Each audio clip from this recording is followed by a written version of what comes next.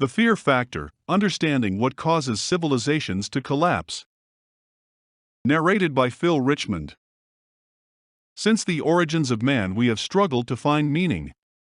This is important to us. We may say life has no meaning, but we cannot live as there is no meaning, no purpose, no narrative greater than the story of our individual lives. Philosophers look for three things because they feel three things exist that explain the life of our species. The purpose of life, the nature of progress, and the identity of man are crucial to solving the meaning to life question. Man has sought God, not as a crutch or to explain lightning, but to provide us with information on why we exist. The explanations of nature are too shallow and incomplete to give us the answers we seek. We have asked God, what makes man the creature he is? What divides us from the rest of reality? Why are we not as the animals? Man is flesh as other creatures are, we are a body we can see and feel, but we are more than this flesh. The body of man does not define who we are. Dead or alive, the body is much the same. The fact that we can conceive of the essence of man being transferred into animals, computers, robots, or other human bodies, is a clear indicator we believe there is an essence that transcends the parts we can see and feel. All of nature is governed by natural law. We know our body will fall if we step off a building. But we can dream of flying. We know the body ages and dies. Yet, we do not age. Dying is incomprehensible.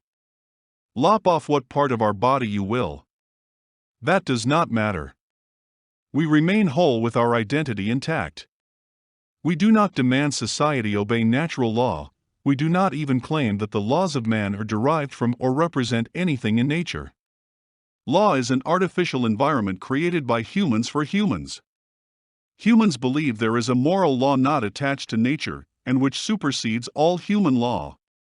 Natural law governs nature, human law governs bodily action, but the moral law governs the essence of mankind. But there is no moral law in nature, and we cannot invent it, so where does it come from? Why do we feel compelled to recognize its authority? Human civilizations progress. At least most do. Progress is somewhat similar to evolution. Mankind does not progress physically. We civilize as a progressive event. We progress socially and culturally while our bodies remain as before. We progress morally in the sense that civilization is inherently more in line with the moral law than a primitive society. Progress could even be considered mankind moving away from natural law, through human-devised legal systems, to perfection guided by the moral law. This presupposes progress is ontological. Ontology is something most philosophers claim does not exist in nature. It would mean progress is a pulling, not a pushing. This would mean that the purpose of man is to progress to a predefined identity. This, of course, is impossible in a universe composed solely of matter, energy, space, and time, meshed. But it is difficult to accept mankind does not have a purpose.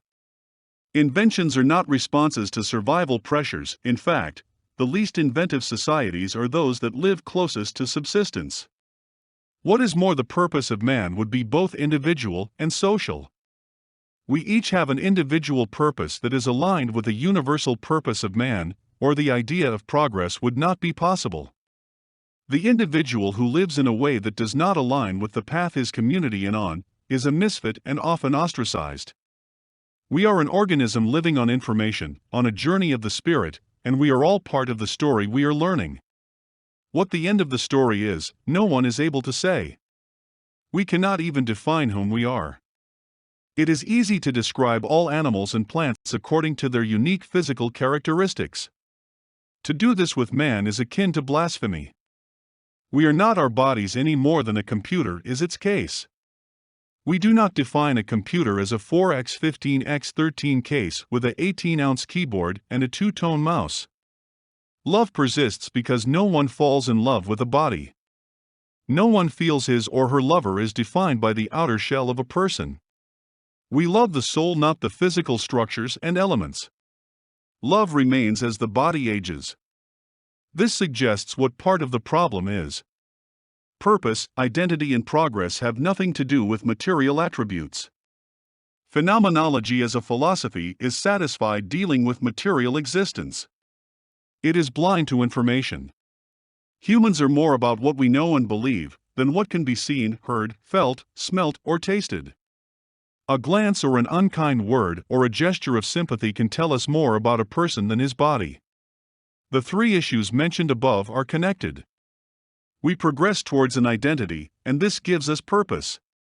It seems impossible to decipher the meaning of life without knowing what makes us human. Without knowing what defines us, how can we know if we are making progress? Surely a civilized man is closer to the intrinsic nature of man than the less civilized? We have progressed further, we have fulfilled our purpose to a greater degree. If progress does not serve to fulfill our purpose and if fulfilling our purpose does not bring us closer to our human identity, then what is the alternative? If this is not true, nothing makes sense. If there is no purpose, no progress, and no identity to achieve, we are lost. Not lost, as not being able to find a way, but lost, in the sense we are floating in an ocean, which has covered all land for all time. There is nowhere to go. Our society is full of divisions and polarizations. We do not need more. Is the division between advanced and primitive warranted? We have divided ourselves into conservative and liberal, into capitalists and communists, into believer and pagan, and into left and right. There are people calling for change as regards to racial, gender, sexual, and religious division. Many of these divisions are more decorative than useful. They seem significant but do not tell us much about those within the group. The truth is there is no place to draw a clear and distinct line between these supposed polar opposites. What is a religion merges into what is secular. Witches and Buddhist and even communists are difficult to place, given a religious versus secularist axis.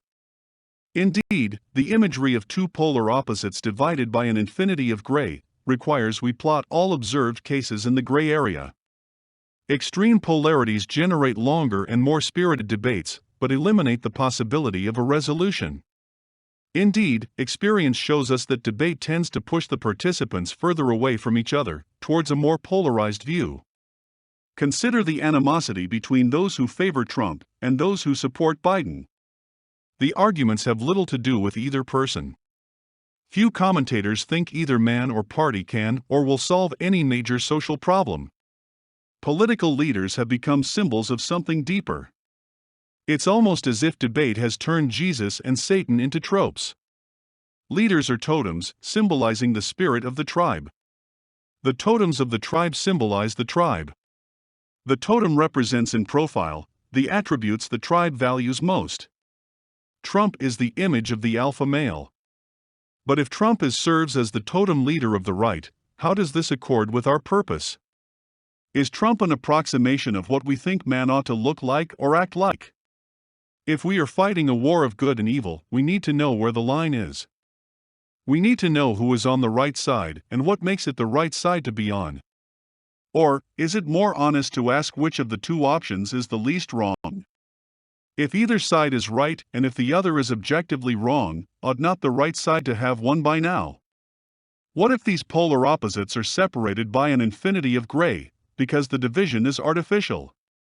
Has the right and left become divided by marketing more than by substance? The enemy exists because the other side mandated them as the enemy. Or, does our purpose and identity give us a progress that divides us in some way? It does not really matter which side you are on, it seems to be on the right side. Regardless of your position, you are on the right side, and the enemy are those who oppose you. Too many switch sides for there to be anything fundamental about the left and right as they have been configured. At the root of all this conflict is little more than a fear of the other. In our fear of the other, we have gradually lost faith in our destiny. We are defined by those whom we oppose. We are not part of the left, so we are on the right. We fear or are made to fear, and this gives us our division. Only in faith can we find our identity, purpose, and progress. To end the fear, we must trust the people of faith. If we do not trust the people of faith, we must embrace the fear that grips so much of society. To have faith in others, there must be more than empty hope. 1 Peter 3 verse 15 tells us, "But sanctify the Lord God in your hearts, and be ready always to give an answer to every man that asketh you a reason of the hope that is in you with meekness and fear." What is the answer we are to give? We have hope because we have faith. And the more certain our faith, the greater the faith. Uncertainty is the mother of fear. Progress is the development of certainty. Civilization is not birthed in confusion. If we have a purpose, it would be to find faith and indeed to discover the answer we have for our faith. What we fear is loss. Exposure to risk creates the threat of loss. This is experienced as fear. But if we can prevent loss, we remove all reason to fear. It is not the things of this world we fear losing as much as losing faith. Imagine a world in which all was against all, and every man's hand was turned against his brother. A community of faith is predictable. We cannot have faith in tomorrow if there is doubt tomorrow will come. We cannot have faith in a randomized environment. Uncertainty creates risk and risk erodes faith. If we do not own what we create, uncertainty is increased. A claim against what someone created is a liability. A liability is a claim against assets and represents risk. Liabilities create uncertainty and are a barrier to faith. When we eliminate claims by others to what they did not create, liabilities are eliminated. Liabilities are external claims to assets. A liability creates a claim on your wealth. Liabilities mean you are exposed to a threat of loss.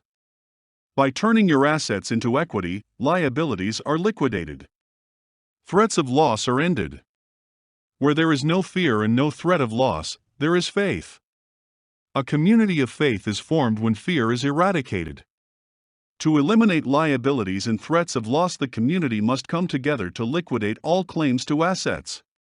The community creates an exchange to oversee the process. Exchanges turn fear into faith by liquidating all sources of risk and threats of loss. All liabilities are liquidated.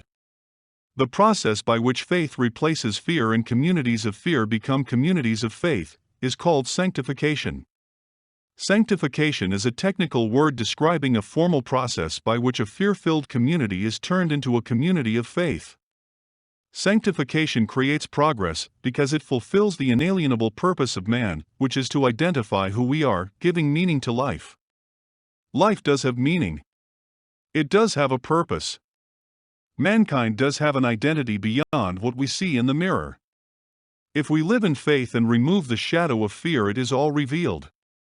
For more on how to sanctify your community and turn fear into faith, feel free to access more videos and other information on apriorian.com.